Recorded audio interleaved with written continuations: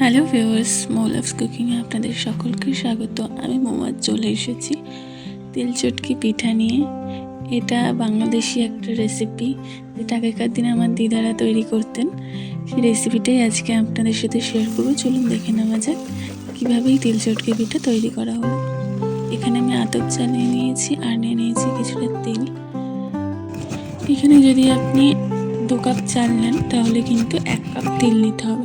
এই মেজারমেন্টটা ঠিক রাখতে হবে, নাহলে কিন্তু পিঠাটা ভালো হবে না। এখানে চাল ধুয়ে জল ঝরিয়ে দিদা বেটে নিয়েছিল। এবারে দেখলাম তিলটাও বেটে নিল। এবার এই চালের গুঁড়োর সাথে তিলটা দিয়ে দিল।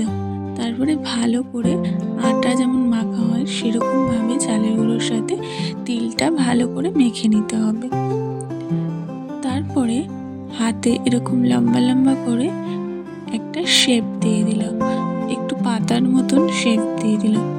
এতে পিঠেটা দেখতে একদম আলাদা হয়।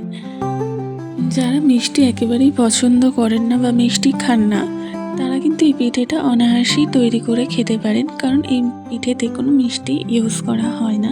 এটা একটা নোনতা পিঠা। যাদের সুগার পেশেন্ট আছেন, একদম মিষ্টি খান না, তারা এই পিঠেটা কিন্তু অবশ্যই ট্রাই করতে পারেন। যাই হোক, একে একে দিদা সব পিঠেগুলো রেডি করে নিয়েছে। এবারে কিছুটা জল কড়াইয়ের মধ্যে দিয়ে দিল।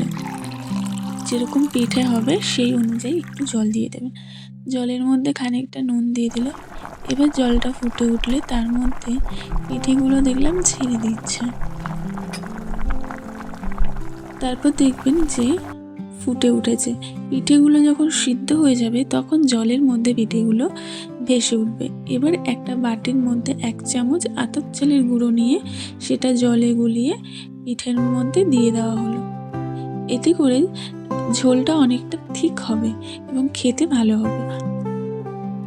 এবারে আবার ফুটতে দিতে হবে এটাকে ভালো করে। আমার তো এখনই খেতে ইচ্ছে হচ্ছে।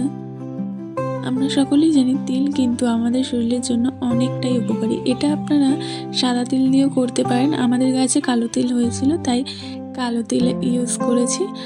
আর আপনারা কিন্তু সাদা তিলেও এটা ট্রাই করতে পারেন।